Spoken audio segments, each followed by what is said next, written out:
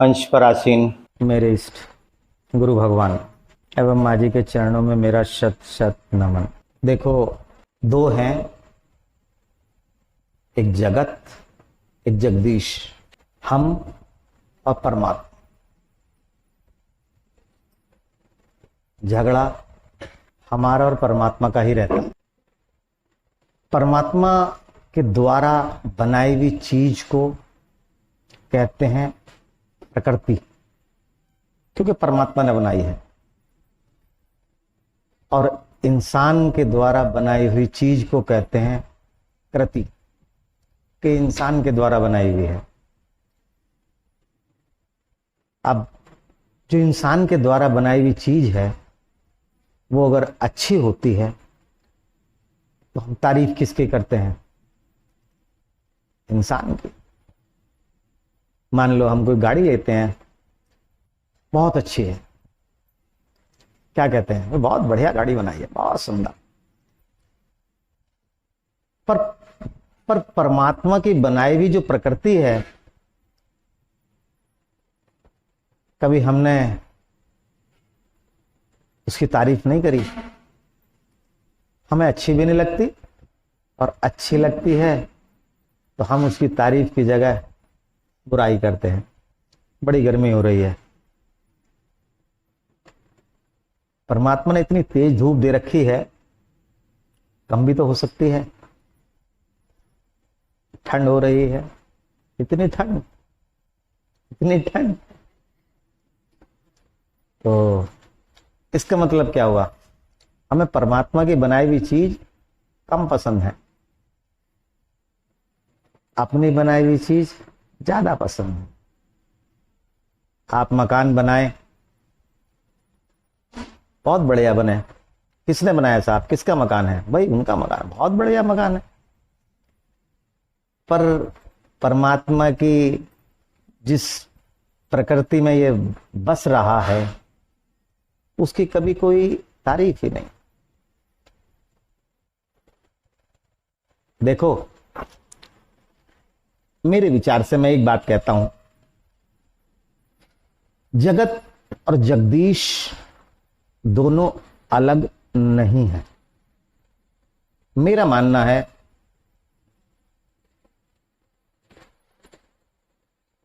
परमात्मा की बनाई हुई इस प्रकृति में जो चीज हम लोगों को दिखाई देती है वो जगत है, और जो प्रकृति में दिखाई नहीं देता है वो जगदीश है। जगत में ही जगदीश समाये हुए हैं और जगदीश में ही जगत समाया हुआ है। इसका मतलब क्या हुआ? परमात्मा में ही प्रकृति समाई हुई है और प्रकृति में ही परमात्मा समाया हुआ है। पर हम न उस बात को समझते हैं, न कभी इस बात पर चिंतन करते हैं। परमात्मा की बनाई हुई इस प्रकृति में हम लोग मनुष्य हैं, मनुष्य हैं, पर मनुष्यता लाने के लिए परमात्मा ने इष्ट बनाया है।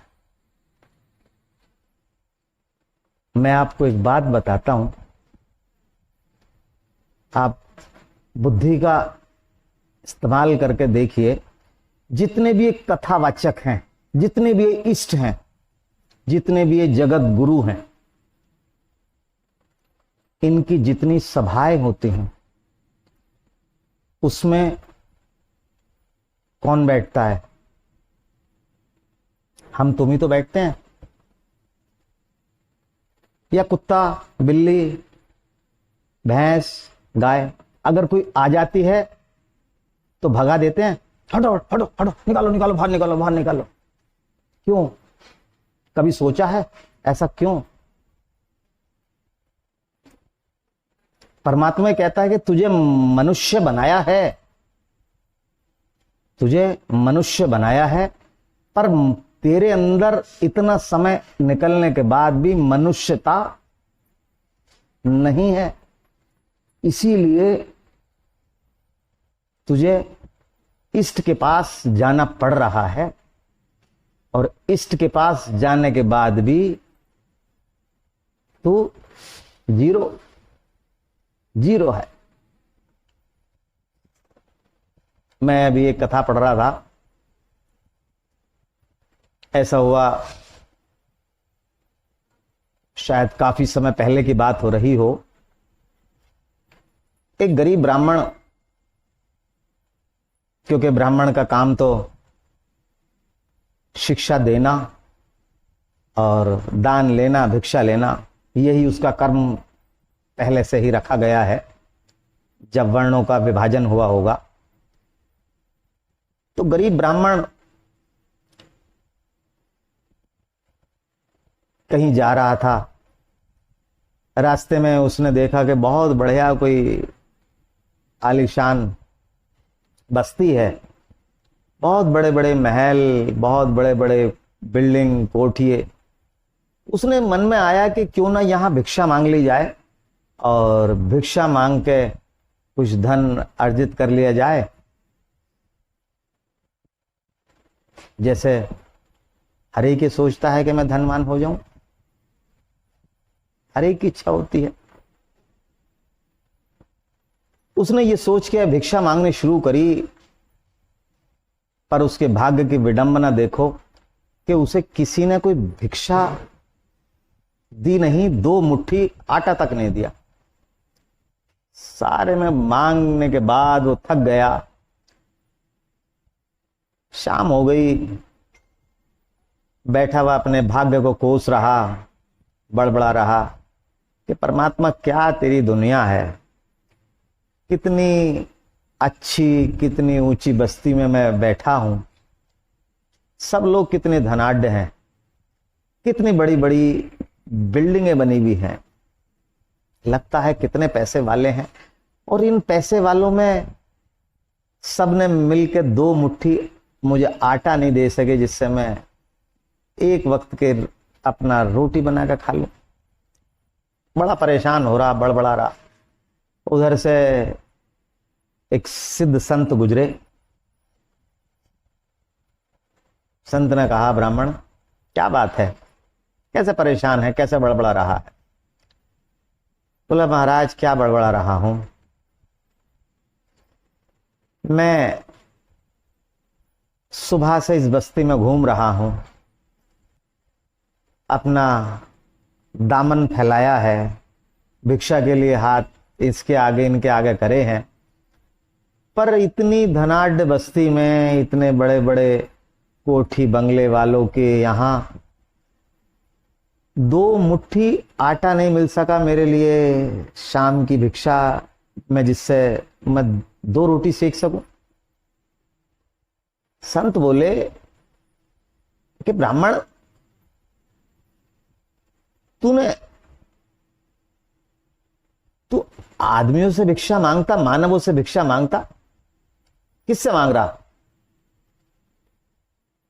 संत बोले कि तू किससे भिक्षा मांग रहा है, आदमियों से मांगता? ब्राह्मण बोला, महाराज भिक्षा तो आदमियों से ही मांगी है और सबके आगे हाथ फैलाए हैं, पर कहीं से 2 मुट्ठी आटा तक नहीं मिला। बोले, तुझे पता ही नहीं, तूने जिनके आगे हाथ फैलाए हैं उनका शरीर तो नर रूप में है, स्त्री या पुरुष रूप में है, पर वो अपने पूर्व जन्म के अनुसार ही हैं। कोई शेर, कोई भगेरा, कोई कुत्ता, कोई बिल्ली, कोई बंदर, हाथी। मनुष्यता नहीं है। बोले, महाराज क्या बात कह रहा हूं? बोले, सुन, मैं तुझे प्रमाण देता हूं। बोले कि मैं तुझे एक अपने योग से सिद्ध करा हुआ एक चश्मा देता हूं, वो लगा, और जिसमें तुझे मनुष्य दिखाई दे, जो तुझे मनुष्य दिखाई दे उसके आगे हाथ फैलाना,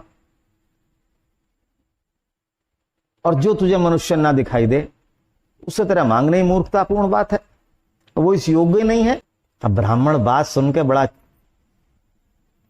चकित हुआ कि महाराज क्या बात कह रहे हो। संत ने उन्हें एक चश्मा दिया, अपने योग से सिद्ध करावा।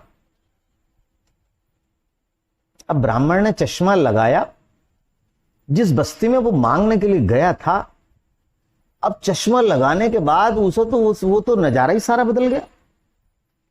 कोई कुत्ते की तरह से है, कोई शेर, कोई भगेरा, कोई लोमड़ी, कोई हाथी, कोई घोड़ा।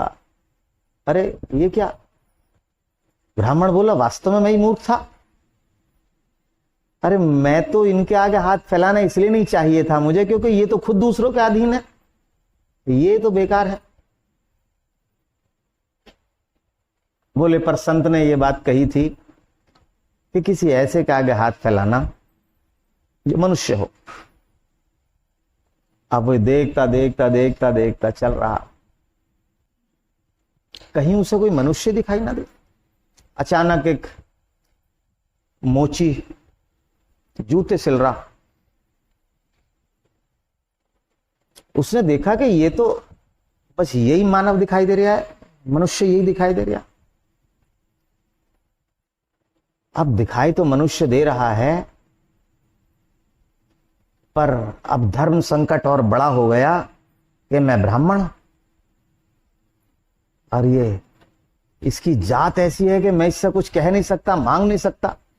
देखो हमारे अंदर एक चीज होती है ईगो, अभिमान, वही हमें झुकने नहीं देता। कोई झगड़ा नहीं होना का संसार में कभी किसी का, अगर आड़े अभिमान ना आए। अभिमान कहेगा मैं इसके सामने झुक जाऊं, क्या बात कर रहे हो यार, कल तक तो यो मेरे सामने, आज मैं हो ही नहीं सकता। वही बात ब्राह्मण के दिमाग में आई, पर क्योंकि संत ने कहा था कि उसी के से मांगना जो मनुष्य दिखाई दे। अब भूख के मारो प्राण निकलना को तैयार। ब्राह्मण ने कहा महाराज प्यास लग रही, पहले तो जल पिलाओ, और भूख लग रही है।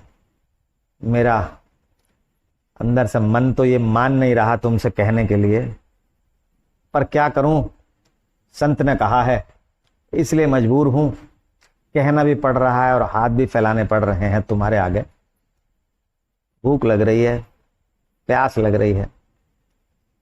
कहते हैं उसने जल पिलाया, और जो बेचारे ने आने दो आने इकट्ठे करे थे वो लेके पास में किसी हलवाई की दुकान थी, उससे कहा भाई इसके जो भी तू दाल सब्जी पूरी दे सके दे दे, इन्हें महाराज का पेट भरा, और मैं अभी और पैसे की व्यवस्था करके लाता हूं, तू इतने खिलाना शुरू कर। अब वो हरिजन भागा भागा घर गया। उसने जूती बना रखी थी, जूती लाया, बाजार में खड़ा हो गया बेचने के लिए कि बिक जाएंगी तो पैसे होंगे और इसकी सेवा कर दूंगा। उसने कहा ब्राह्मण से कि परमात्मा आप और भूखे, आप तो सबका पालन करते हैं, जिस इस शरीर में जो प्राण तत्व है परमात्मा का है। उस हरिजन ने कहा कि परमात्मा आप और भूखे, दुनिया आपके आगे हाथ फैलाती है और आप मेरे आगे हाथ फैला रहे हो, मेरे अहोभाग्य। कि परमात्मा खुद मेरे से मांग रहा है। बात ये सोच के वो जूती ला के बाजार में बेचने लगा कि आज तो परमात्मा को पेट भर के ही भेजूंगा। उधर से राजा की सवारी आ रही। कहते हैं राजा को जूतियों का शौक था।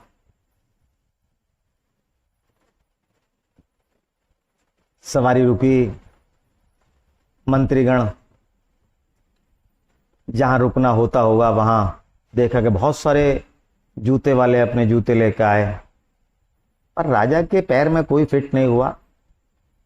राजा ने मंत्री से कहा, भी क्या ये एक भी जूता फिट नहीं हुआ, आज बेकार है। अब ध्यान रखना, अगर आगे से ये ऐसा नाप लाए, इतना गंदा मेरे लिए जूता बना कर लाए, तो इन्हें दंडित करा जाएगा। मंत्री बोले, ठीक साहब, कह दिया। अब कहने के बाद मंत्री जब वापस आ रहा था तो उसकी निगाह उस चौराहे पे उस पर पड़ी। तो बेचारा जूती बेच रहा। उन्होंने कहा, यहां वाया जी महाराज। बोले, जूती बेच रहा है? बोले, हाँ जी। बोले, राजा साहब को दिखा। अब कहते हैं राजा साहब के पास वो जूती पहुंची, राजा ने पहन के देखी तो राजा का दिल खुश हो गया। इतनी बढ़िया जूती उसने आज तक नहीं पहनी, और इतना बढ़िया नाप कि बिल्कुल सटीक, शायद उसी के लिए बनाओ। राजा का दिल खुश हो गया।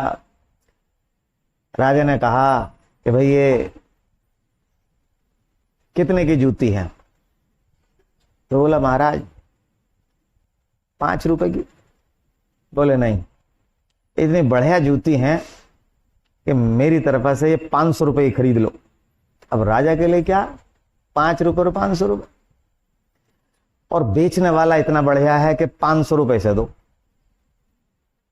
जूती ले लो इससे, और इसे 1000 रुपए दो। अब राजा का आदेश, उससे कहे, भाई आओ पैसे ले। वो राजा के सामने गया, हाथ जोड़ के क्षमा मांगने लगा कि महाराज मुझे नहीं चाहिए, ये मेरा है ही नहीं, ये जूती मेरी है ही नहीं। राजा बोला, भाई जूती किसकी है? बोले, महाराज जिसकी जूती है मैं उन्हें लिवा कर ला रहा हूं, आप उन्हें ही ये पुरस्कार दें। ना मेरी जूती है, ना मुझे लेने, जिनके हैं आप उन्हें दे दें। राजा बोले, जा। कहते हैं वो ब्राह्मण को लाया। राजा के सामने ब्राह्मण आया। राजा ने कहा कि भाई ये जूती तुम्हारी है? बोला, नहीं महाराज, मेरी से क्या मतलब, मैं तो जानता तक नहीं। अब राजा बोले, भाई जूती किसकी है पहले तो ये बताओ, क्योंकि जो लाया वो मना कर रहा है, जिसके लिए कह रहा है वो मना कर रहा है। पैसा लेने देने की बात तो बाद में है, पहले तो यही पता लगे कि है किसकी। जब उसे हरिजन को राजा ने टाइट करा तो बोला, महाराज देखिए, मैंने ये जूती परमात्मा के निमित्त कर दी, और मेरे यहां ये परमात्मा स्वरूप आए, इनका कर्ज रहा होगा किसी जन्म में जो मैं अदा नहीं कर सका, उसका शायद मैं भोग रहा हूं। अब अगर मैं ये पैसे लेता हूं तो शायद फिर मेरे मन में ये लालच आ जाए, फिर कब का कब भुगतान हो, इसलिए क्षमा प्रार्थी। जिसका है, क्योंकि निमित्त उसका हो गया, अब वो जाने, मैं नहीं। राजा बोला, भाई तेरी बात तो बिल्कुल सत्य है। अब ब्राह्मण से कहा कि भाई तुम इससे कब मिले? हरिजन से। ब्राह्मण बोला, महाराज मैं तो किसी को नहीं जानता, मैं तो बिना बात के फंस गया। मुझे तो एक संत ने चश्मा दिया था, उन्होंने कहा था कि ये चश्मा लगाएगा तो जो तुझे मनुष्य दिखाई दे उसके आगे हाथ फैलाना। वही मैंने करा। अब इन्होंने मुझे कुछ खिलवाया, कुछ और खिलवाने की इच्छा होगी, इसीलिए ये जूती बेच रहे होंगे। और तो राजा बोले तुझे और कोई मनुष्य नहीं दिखाई दिया? बोले महाराज क्षमा चाहता हूं, ये मेरे पास सिद्ध संत का दिया हुआ चश्मा है, उससे जो मुझे मनुष्य दिखाई दिया मैंने उसका आगे हाथ फैला दिया। तो राजा बोले कि भाई चश्मा दिखा। मुझे दिखा, मैं देखता हूं क्या है, जिस चश्मे के चक्कर में ये इतना सिस्टम घूम गया। अब राजा ने चश्मा लगाया तो उसके दरबार में सारे, कोई बिल्ली, कोई घोड़ा, कोई कुत्ता, कोई बंदर राजा परेशान कि मैं आज तक जानवरों की फौज लिए बैठा, कोई मैंने अपनी बुद्धि से आदमी नहीं पकड़ा।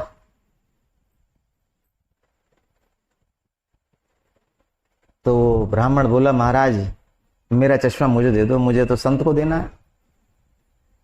राजा बोला रुक, शीशा ला, मैं अपना भी देख लूं। शीशा लगाया तो राजा सिंह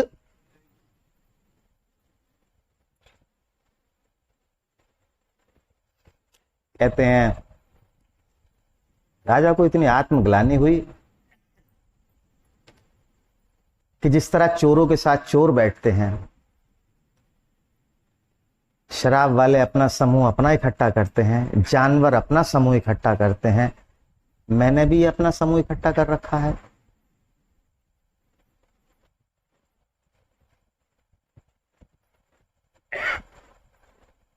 राजा ने कहा मेरे जीवन का इतना समय निकल गया, आज तक मनुष्यता नहीं आई। हम आज भी मनुष्य नहीं बन पाए। राजा ने ब्राह्मण के पैर पकड़ लिए कि चलो उस संत के पास। कहते हैं राजा संत के पास गए। राजा ने कहा महाराज कुछ कृपा कर दो, जो मनुष्यता आ जाए।